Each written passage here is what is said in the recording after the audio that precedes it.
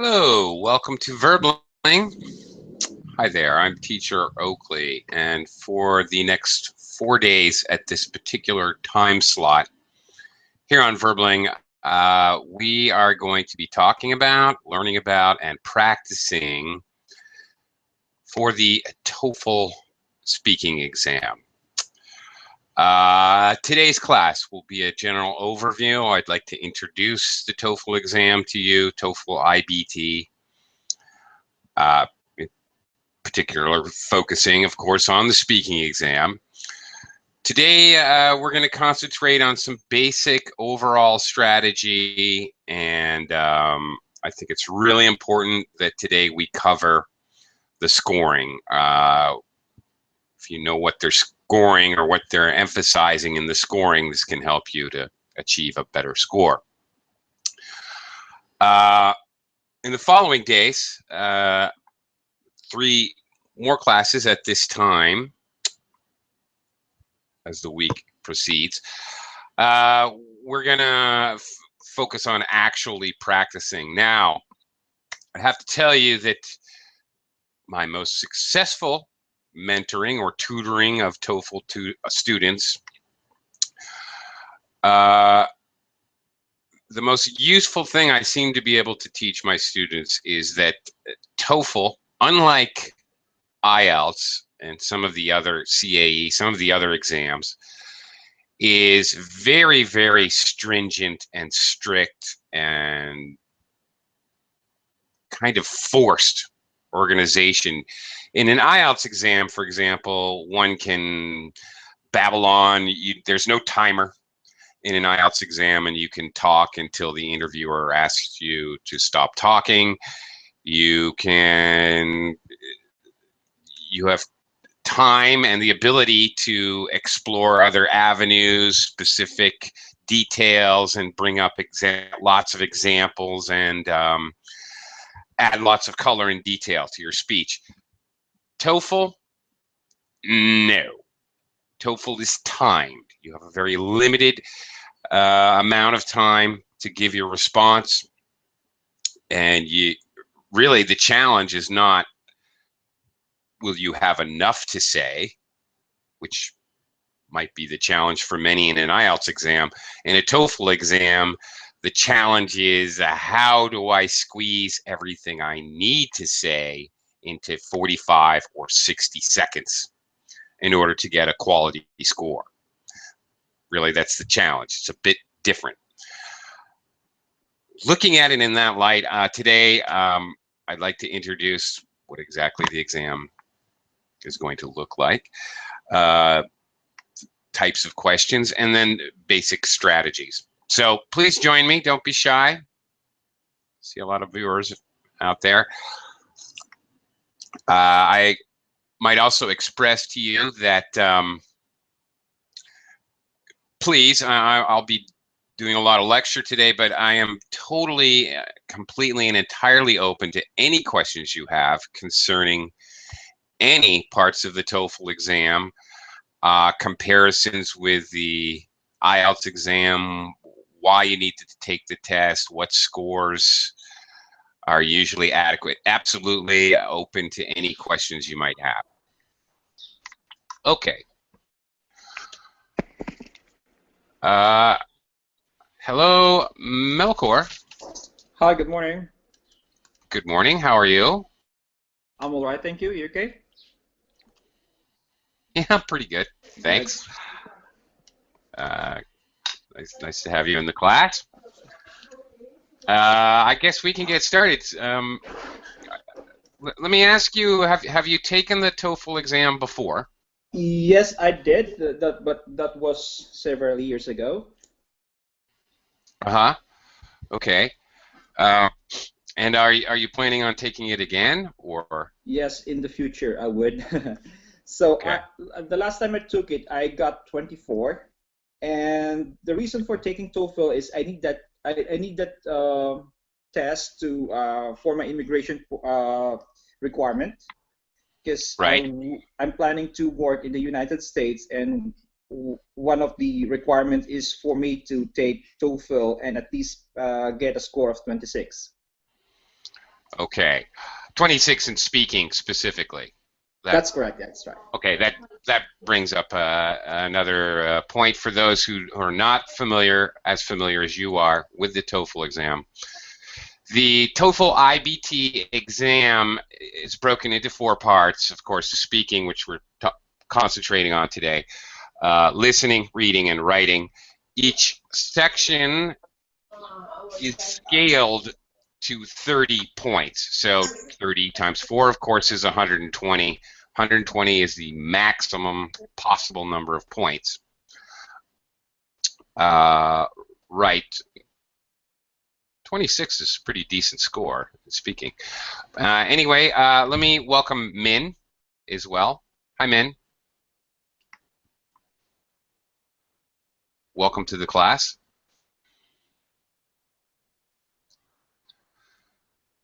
Hello, Min. Are you there? Is your microphone working okay? Okay. Come on back. Try again, if you would. Okay.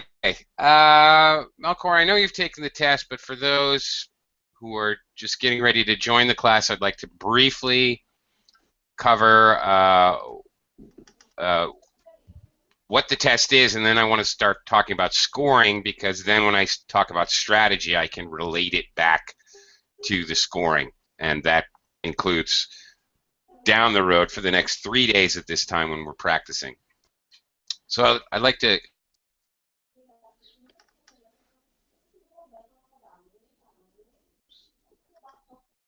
is a computerized test. You will be wearing a headset, and can you hear me okay, Melkor?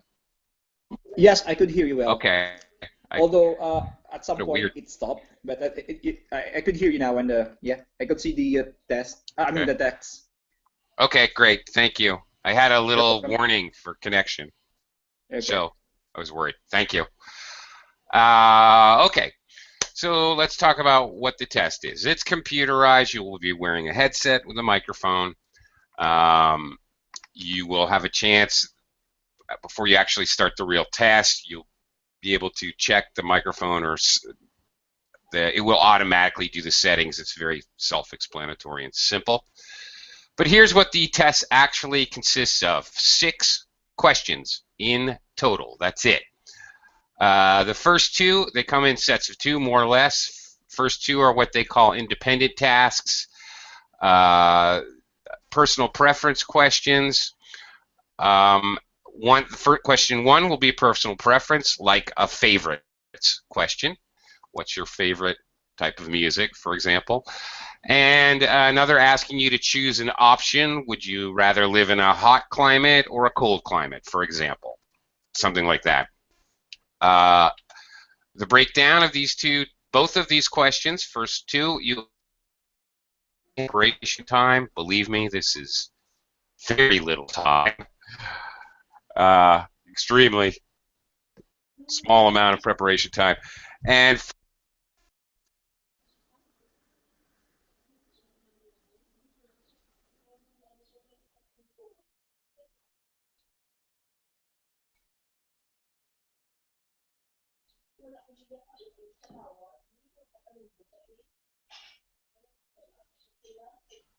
that's weird.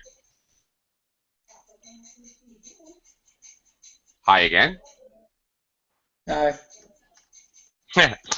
There's some kind of minor problem here with the connection. I seem to be here twice. I could hear you. Okay. All right. Thank you. All right. Let me.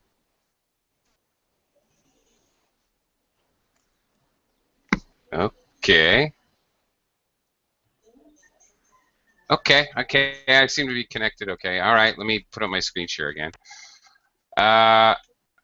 Okay. Again, first 2 tasks are the independent tasks. Hello, Carlos, by the way. Welcome. Hello, okay. Hello.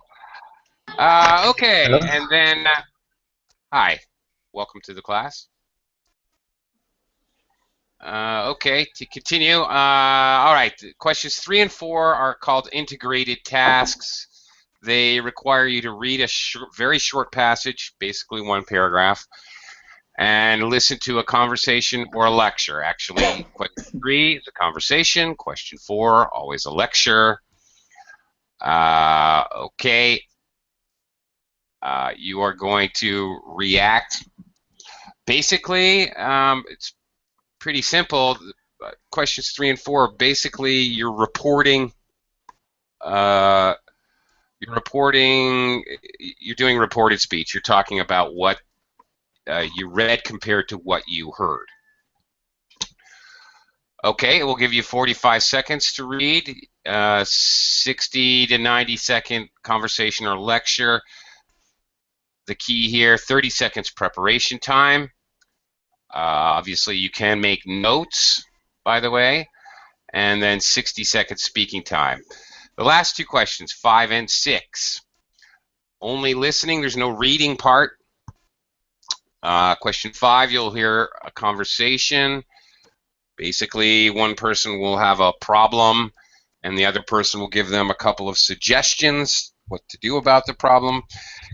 To my mind, this is just my opinion, but to my mind, question 5 is the most challenging because you must introduce what the problem is, mention the two possible suggestions, and then you need to say which suggestion, in your opinion, is best, and then support your opinion, all in 60 seconds. Again, very little preparation time. Not sure about this. I think this may be 30 seconds preparation time now. I think this may have changed. Okay, the whole thing takes about 20 minutes for the entire section, and not about 20 minutes. It's all exactly calculated as far as the timing. Okay, that's it. So 60 seconds. Now, let's talk a little bit about how the speaking section is scored. First of all, you have two scores. I mentioned that you have a scaled score, which is up to 30 points in each section of the TOEFL exam. For each question, you're given a raw score. Now, that raw score is on a scale of 0 to 4. There are 3 major areas, and we're going to look at this in a little bit more detail, but very basically, the 3 areas are your delivery, which includes the flow and clarity of your speech, your pacing, your rhythm. We're concerned here, this is 1/3 of your score now, about pauses, repetition, self-correction, and filler, unnecessary interjections, things like you want to avoid all of that and be able to speak in a continuous manner without any long pauses that don't belong there. Dramatic pauses are okay, but yeah, no pauses, no repetition. Surprisingly, or maybe not surprisingly, but whatever, minor pronunciation errors are not that big a deal. So many people are worried about their accent. Actually, that's probably the least of your worries. Intonation will help as long as your accent doesn't interfere with actually comprehension of the listener, then it doesn't really matter.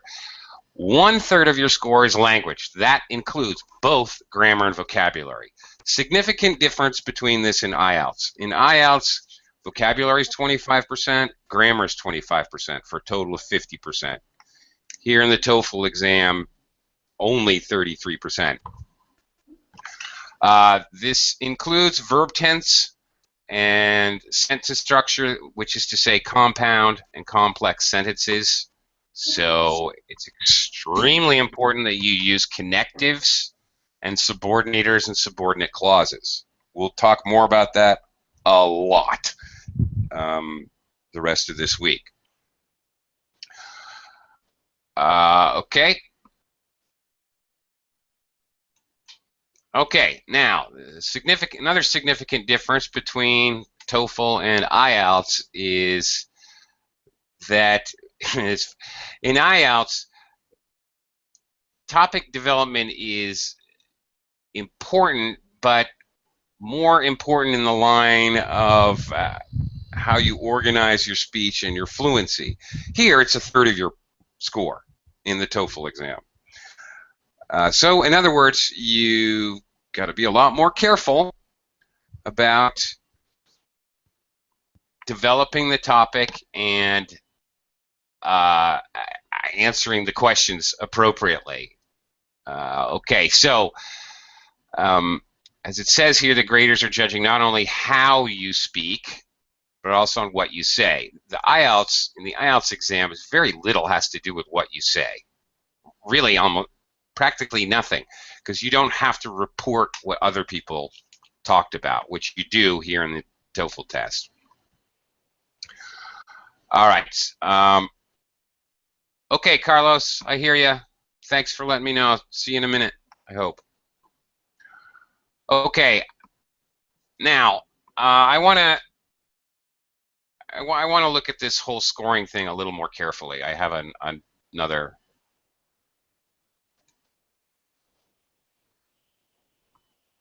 Okay, I have another document I'd like to share, which I believe I've included in the class description. But anyway, I'd like to take a look at another scoring chart which has some more specific information. Now, as I said, the scores are 1, 2, 3, 4, and then somehow they scale that. Now, how they scale that, many people have asked me. It's TOEFL secret information. They don't, other than vaguely explain how they do that. It has to do with, of course, a basic algorithm, and but it also has to do with the history of the questions and how other students before you did on those questions. So there's a degree of difficulty factor. So a more difficult question, or one that previous students scored worse on, you could actually get a higher grade, and vice versa with an easier question. So there's some kind of element that has to do with degree of difficulty. So it's hard to give anybody a definitive answer on how it has changed from a raw score to your scaled score. But anyway, basically what they're giving you, actually, in reality, they say 1, 2, 3, 4, but really, much like IELTS, they come in, you can get 3.5, for example. They do give you half-degree scores. Now here you can see by what I'm sharing with you now, you have the 3 areas of scoring: content, delivery, and language, being grammar and vocabulary. I'm going to scroll down here and look at the bottom. Look, the only way you can get a 0 is if you absolutely say nothing, or what you say is complete and utter gibberish. That's the only possible way. Okay. Level 1. Okay, the key points here.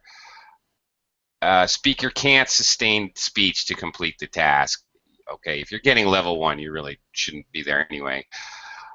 Consistent difficulties, choppy, fragmented speech and delivery, frequent pauses and hesitation. If you pause a lot when you're trying to answer, you're going to get stuck down here at this level 1.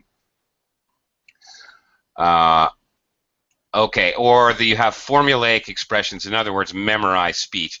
And there's a good point to bring up. Memorizing possible answers for any of these exams, CAE, IELTS, TOEFL, TOEIC, whatever it is a terrible, terrible idea. It's never going to work. They're going to know that you've memorized it, and it's totally pointless.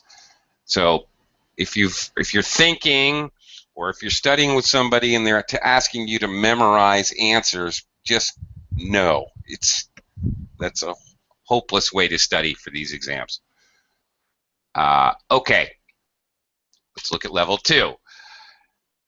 Okay, content-wise, in level 2, connected but not developed. Okay, there is a very clear way to avoid a level 2. You bring up a point, you make sure that you bring up a point, you bring up a supporting point. You bring up another point, you bring up a supporting point. Always just, it's very formulaic as far as organization. Now, you can't memorize answers, but what you can do is basically remember an outline that you're going to use for each of these 6 questions. And frankly, it's a very similar outline. You're going to basically do the same things over and over again. You're going to have an introductory sentence, always. You're going to make your first point, or give if you're reporting speech, the first point of the conversation or the lecturer, and a supporting point, and your second point, and a little bit more information about it. Now, you should be able to do this fairly simply because you have that outline in your head and you're making notes to fit the outline. So you can actually basically create your outline as you go along, and then just, if you have your organization memorized, then you know you're going to give a supporting statement for each point, then you can avoid these level 2 speaking mistakes. This is the same thing. Limited support. Points may be vague or repetitive. Well, they shouldn't be repetitive if you've memorized your basic outline, how you're going to answer the question. Connection between ideas may be unclear. This reminds me to tell you how extremely important connectives and subordinators, like the first important point is, an example of that is, the second point that the speaker makes, the lecturer makes, is the lecturer supports that point by saying blah, blah, blah. By using these kind of subordinate structures and connectives, no problem. This will not only help, this will help all 3 areas. This will help your content. This will help organize your content. It will make your delivery more organized. And of course, you're going to be using a lot more vocabulary. And by using subordinating structures, it means you have to use complex sentences. So you're basically taking care of all 3 aspects. Hello, Ken. Yes, hello, how are you? I'm good, thanks. Good to see ya. Good to see you again. Yeah. Okay. I'm just going over some of the scoring here in the TOEFL speaking test. A lot of this may sound weird, the people that are scoring your tests, how much effort do they need to understand what you're talking about when they listen to your recording? Listener effort. Needed due to choppiness or unclear pronunciation. Okay.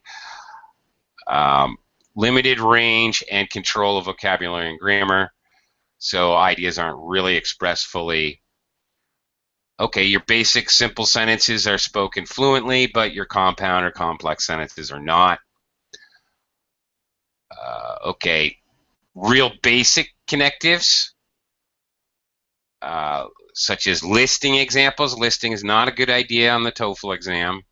Or simple conjunctions like because, so, and, but, instead of using others like however. On the other hand, it's also important that always better to use a 2 or 3 word connective rather than a simple because or but.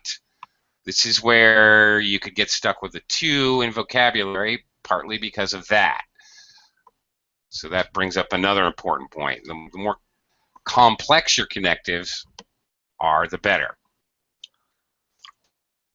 Okay, In level 3, okay, limited in response. All right, lacks some specific details and elaboration. Again, with the details. So you make a point with one sentence, you make another complete sentence with detail.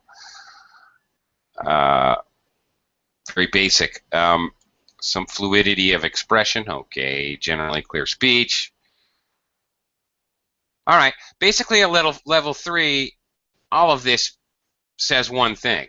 The listener and a native English speaker can understand everything you say, pretty much. Maybe one or two words he doesn't understand. That's where you're coming in at this level 3. Grammar's pretty good, but a few mistakes. Limited in range of vocabulary. Okay, now here's where it's very important. 2 things to write good notes, and I keep talking about connectives and subordinating clauses, subordinators. Have a range of them. That means many, a wide, diverse. Don't keep using the first point is in each question. They will catch you on that. Maybe not in the first question, but by the 3rd or 4th question, if every single time you say the first point is, it's going to affect your score. All right, up here where you want to be at level 4. First of all, regarding content, you actually answer the question. Well, of course. Includes 2 to 3 points of support. Okay, yes. It is better to have 2 points of support. For me, 2 is the magic number pretty much in any of these exams. TOEFL, IELTS, TOEIC, 2 is the magic number. You've 2 well-developed points with extra detail is much better than making 4 points with no detail. It's twice. Don't think because you're making 3 or 4 points. For example, what is your favorite type of music? It is much better to give 2 points with even some personal detail about a reggae concert you went to, or your favorite song when you were 14 years old. Much better, this kind of detail. Rather, the most horrible thing you can do is say, I like classical and reggae and soft rock and pop rock, and sometimes I like country western music. If you just list a bunch of things, that's terrible. You've got to be making points and then supporting information. And 2 is actually better than 3. Many people are concerned with having a conclusion. You need, basically all of these exams, doesn't matter what they are, they have classic academic paragraphing. You will read it when you read. You will listen to it when you listen. You will write it when you write, and you will speak it when you speak. Basically, what do I mean by that? I mean you need a topic sentence. You need supporting sentences with detail and a conclusion. Now, in the TOEFL speaking exam, it is not necessary to have a conclusion for each answer. I suggest that you will be able to see the clock. There is an option to shut off the clock. Don't shut off the clock. You need the clock. Makes some people nervous, but you need it. If you've made your 2 points with supporting information, and you have 8 seconds left, absolutely might as well fill that 8 to 12 seconds with a conclusion, which is simply a restatement of your first topic sentence. That's great. You show you can do that once or twice on the exam. That's all you really need. If you run out of time, actually, that is a much better mistake than having blank time. Blank time is going to kill you. You want to fill up every second. If it doesn't, don't worry if you get cut off in the middle of a sentence or even in the middle of a word. Don't worry if you get cut off before you can give a conclusion. You can still get a 4, even if you're cut off. Especially if you're well organized up until the time the clock runs out. If you're well organized with points, 2 or 3 points of support and supporting details. Clear transitions. All right. I said it before. I'm going to say it over and over and over again.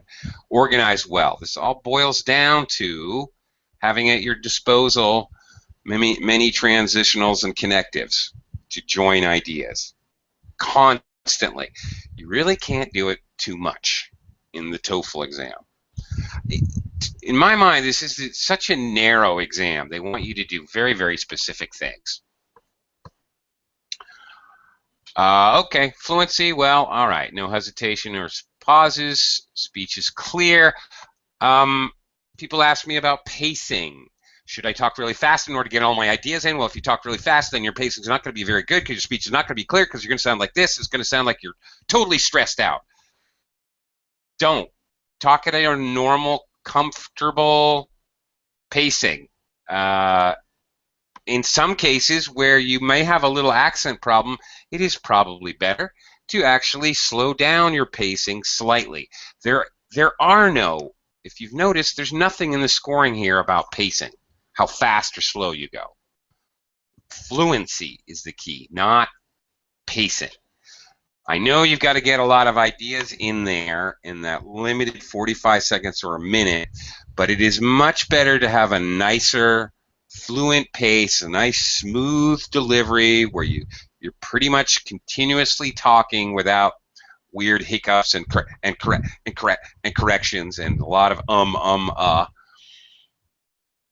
There's no bonus points for speed. There's no word count. All right, you don't get extra points for speaking extra words. That doesn't exist. Okay. Stress, intonation, rhythm, and blending are all there. Okay. Again, level 4, you may have small pronunciation or accent problems. As long as they do not affect comprehension, you can still get a 4. Do not worry about that. That's the least of your worries. All right, grammar. It's great if you can show different verb tenses. Which is why it's really wonderful in questions 1 and 2 if you can give an example from your own personal experience to talk about something from the past, so you can play around a little bit with past tense, or even say something like, if I had a chance, I would like to. Show a little future tense, a conditional, modals, things of that nature. That's terrific. Vocabulary includes natural expressions and collocations. Collocations is very key. It's very obvious when a student is trying to find a word when you're speaking. It's very obvious to professionals when you're doing that. So to get a top score, you want to try to avoid that. Okay, so there we go. Oh, hello, Ra. Welcome to the class. Hello, thank you. Hi, you're welcome. Hi. All right, so do you gentlemen have any questions so far about the scoring or the format of the test, which I have covered? Any questions about anything? Don't be shy. No? Ra, are you planning on taking a TOEFL exam? No, not yet. No. Okay. I was a little bit curious about the TOEFL. I heard a lot of things about it, but I'm not. Maybe in the future I will plan one, but not now. Okay. Okay. Well, maybe in the future you will. Well, okay. This. Here's the thing. It's really intimidating the first time you are exposed to it. It really is. It seems, oh, how do I even go about this? But what they really want you to do is so narrowly focused. If you practice and you basically memorize a template in your head, so you know your organization for each question, it's going to change slightly for the 6 different questions. But if you have basically memorize exactly how you're going to attack each question. It's only a matter of filling in vocabulary content words. That's it. You already really kind of know what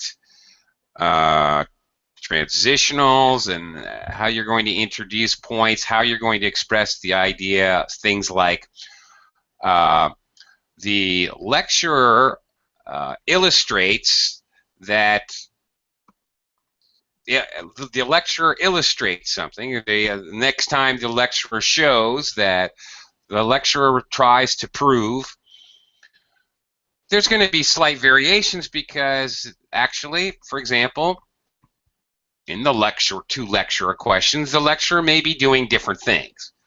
They may be trying to support a theory. They may be trying to debunk a theory or to criticize a theory. Or they may be just simply providing information. Okay. All right. Let's talk about some of these basic things here. All right. Another way to look at all these scoring things I've been talking about, how you sound. That's your fluency. What you say. Okay, that's content and to some degree grammar and vocabulary. That's basically it. May when I we ask sure, sorry. absolutely, So please. what I ask myself is what is the value of the TOEFL diploma or the maybe it's a strange question, but No, not at all, actually. okay. No, not at all. Well, for example, Melkor, one of your classmates here, he's taking it because he needs it to get a certain visa. Both the two principal ones, there are others, but the two principal ones that are used for visas in English-speaking country are IELTS and TOEFL. Some countries like Australia have a point system, and which, by the way, I've recently seen England is wanting to adopt, very similar to the Australian model.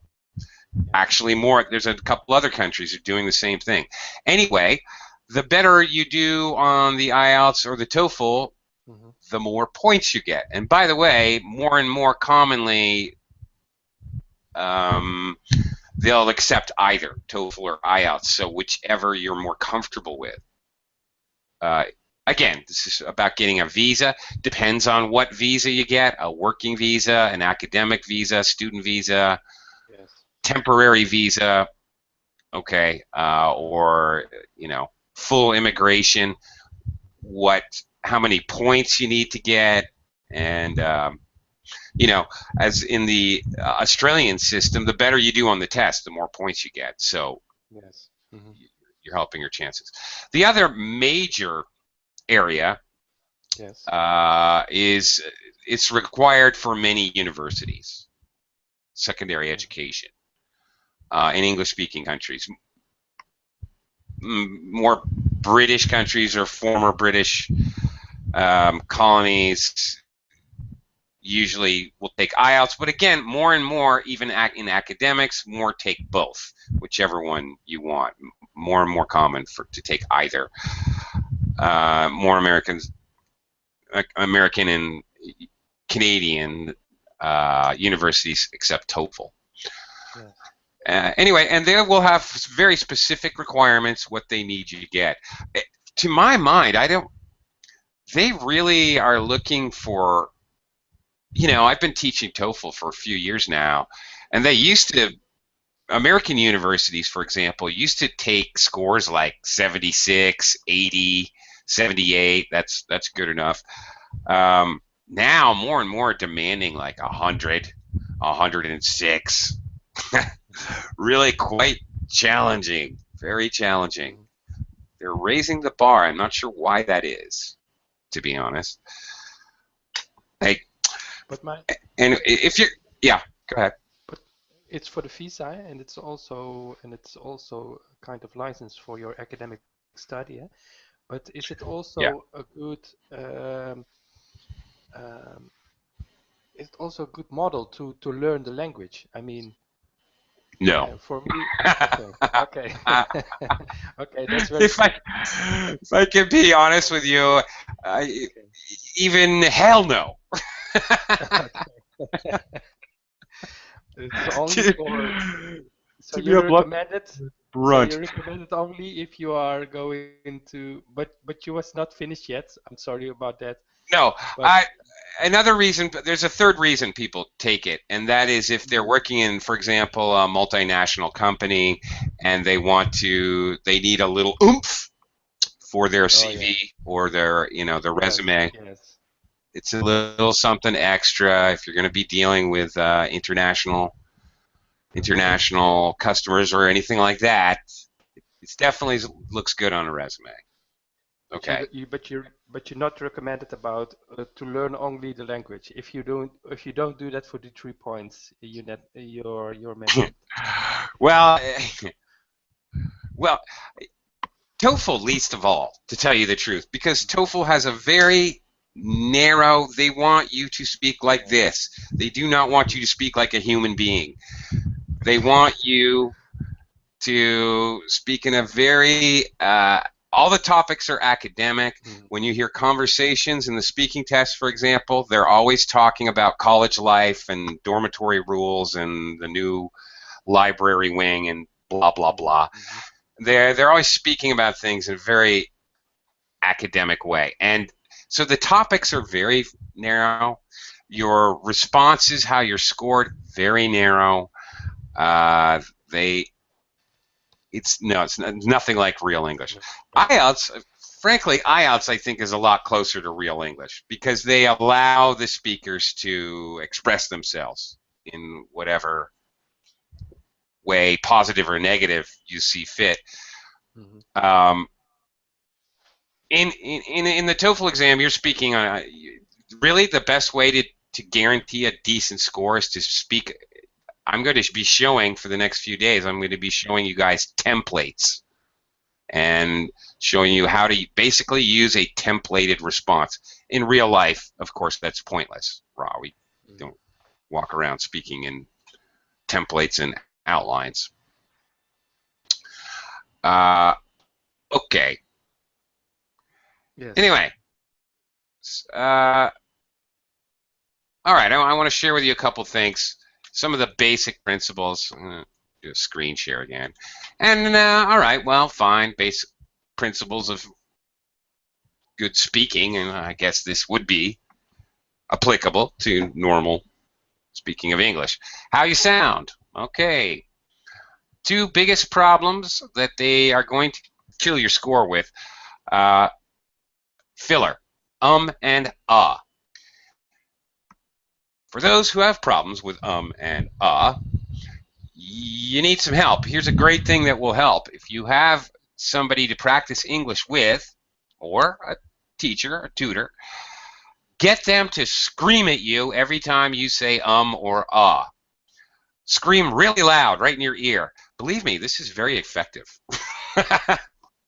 In no time, Pavlov's dogs, in no time you will find that it's painful and just no fun at all to be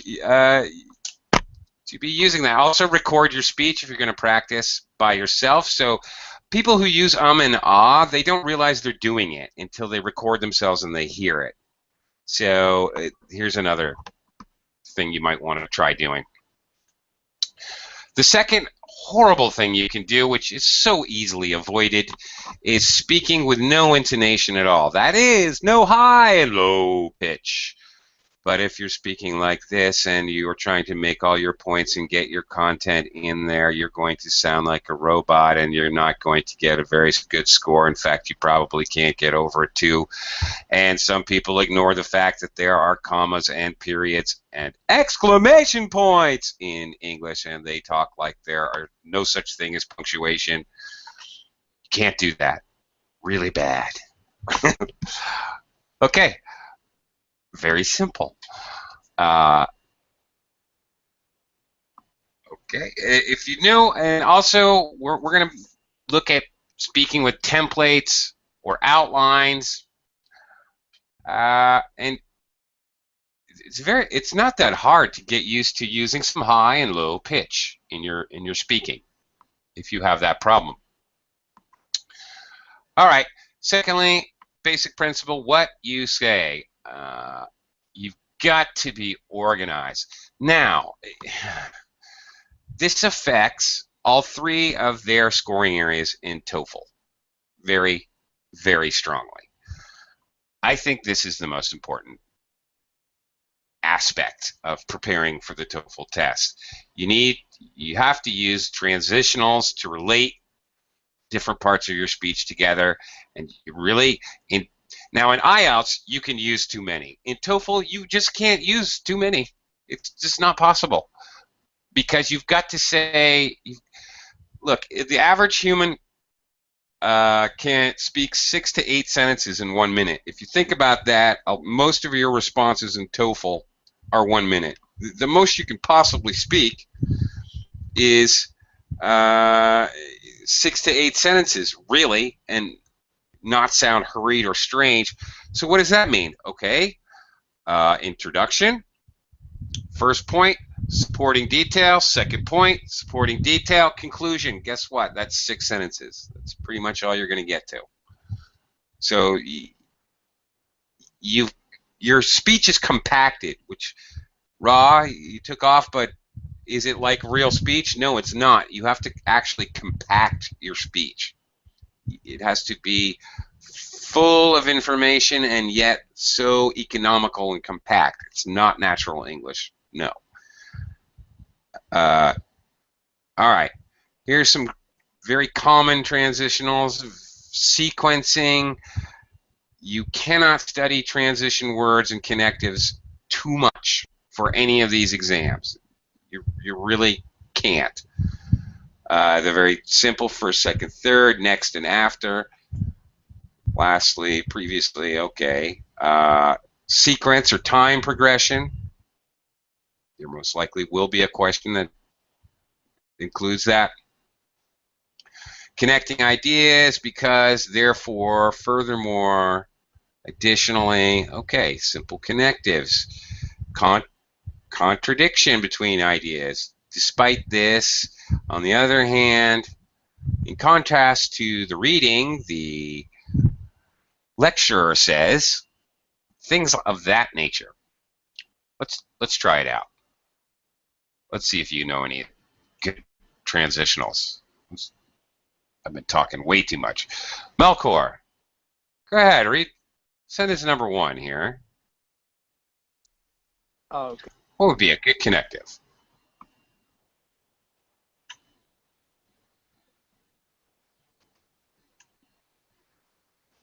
Can you read that?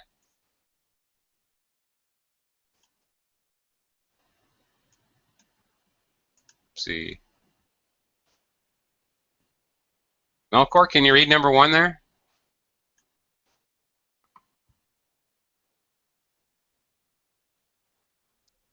Okay. You're muted. Okay. You're muted again. Can you hear me? Yeah, now I can. Okay. Let me start again. Okay. Jane would like to go home during the holiday break. However, she doesn't have enough money. Okay, that's simple. All right. Ken, try number 2. Such an intense measure in mathematics, but it is her favorite subject. So, can I see options? No. Just to measure. Okay. Measure in mathematics. Okay, well, that's not a contradiction. That's a connection.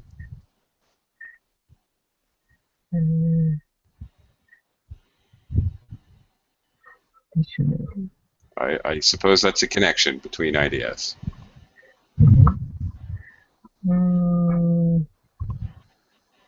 So, Dictionary understand. And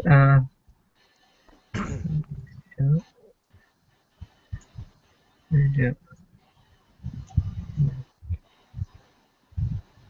So it is her favorite subject. Well, so it would be kind of going backwards. Probably because it is her Because, okay. favorite. Mhm. All right. And, of course, if you use very simple ones like because, you have to use different ones. Okay, here's one of the keys. Use because, and then the next time use since, and then the next time use due to the fact that. Use longer ones. You need to have an arsenal of these transitional words. And this, I guarantee this will bump up your score a couple points easily. Melkor, can you try number 3? Oh, number 3. Okay, first, you must mix the two chemicals together, then wait for the reaction to occur. Okay. All right. What else? Ken, can you give me another one? Other than then works fine. No, we have no problem with that. Mhm. First, you must mix the two chemicals together. Second, wait for the reaction to occur. Maybe, depending on what you said, within the rest of the body, but okay. After that, wait for the reaction to occur, and next, okay. Subsequently, wait for the reaction to occur. Okay, anything like that. All right, Ken, can you try number 4? One of the main reasons Jose took the job was the salary, and the location was factor. One of the main reasons and in addition to that, Furthermore, in addition, additionally, Mhm. as well. Yeah. Yep. You're adding information. That's right. Okay. Melkor, how about number 5?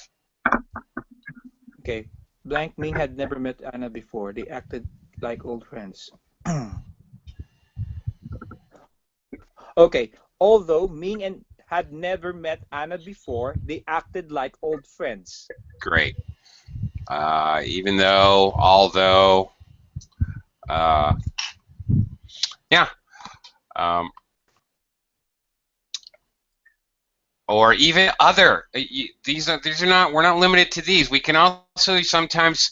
It's also a good idea to start some sentences with adverbs. Something like, surprisingly, although Yeah. Ming had never met. Okay, like that. Mhm.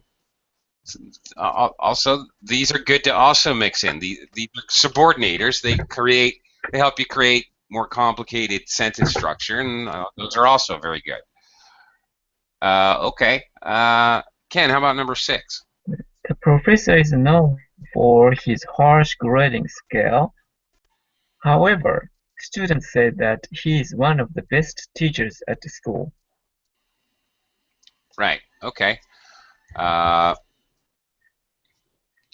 Or here, even so, students say Even that so. he's one. Mhm. Yeah. That's okay. All right. Great. Okay. Anyway. Right. So the idea is you're going to be hopefully making these sentences. You'll notice that in many of these sentences, what you're doing, you're creating.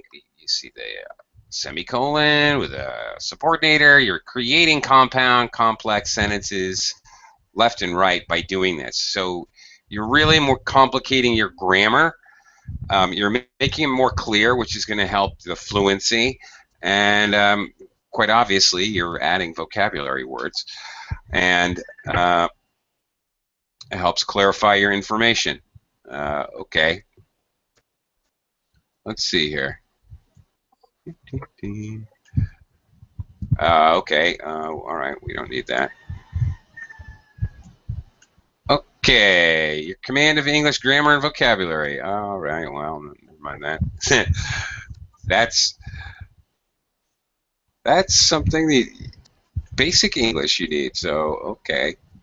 All right, here's what you want to avoid: simple sentences. Ichiro hit the ball. Great for Ichiro. Subject, verb, object. Uh, okay, but this is not going to get you a higher score. What could I do to make this a more complicated sentence? Melkor, do you have a suggestion?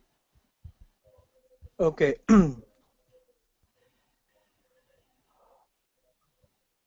Oh, let me see. To make it more a bit complex, I think I would say Ichiro struck the ball with a bat. Okay, well that would certainly do it. Okay, good, Melkor. You have a creative brain. That's good. That's going to help you. Good. Ken, have you got anything? Any suggestions? Maybe the reason or explain the reason or condition, the why it's repeatable or something like Yeah, because it was in his contract. that. Yeah. Okay. Well, how about this? You guys, see, sometimes you don't have to make it a lot more complicated. How about just making it a passive structure? The ball was hit by Ichiro. Okay. Okay. All right. I think it sounds strange. Is it okay? Yeah, it's okay. The fact that, okay, here's again where TOEFL is not like real life. Yes, it does sound strange in real life, Ken, but in TOEFL scoring, that's terrific. Oh, they can use a passive structure. As long as it's grammatically correct, the more different things you can cram into that 1 minute of response time, the better it is. Yeah, it's okay. It's not real. Okay, here you go. This is more along the lines of what you were saying, Ken. After hitting the ball, Ichiro ran to first base. Okay, so the ball was hit by Ichiro instead of just a very simple subject-verb-object. We make it passive, and then we made a point. We're going to add detail. After hitting the ball, Ichiro ran to first base. Great. And we have a time subordinator here, making it a complex sentence. Oh, terrific. Wonderful. That's it. That's what you have to do to be successful in these crazy tests. Basically, that's the whole idea.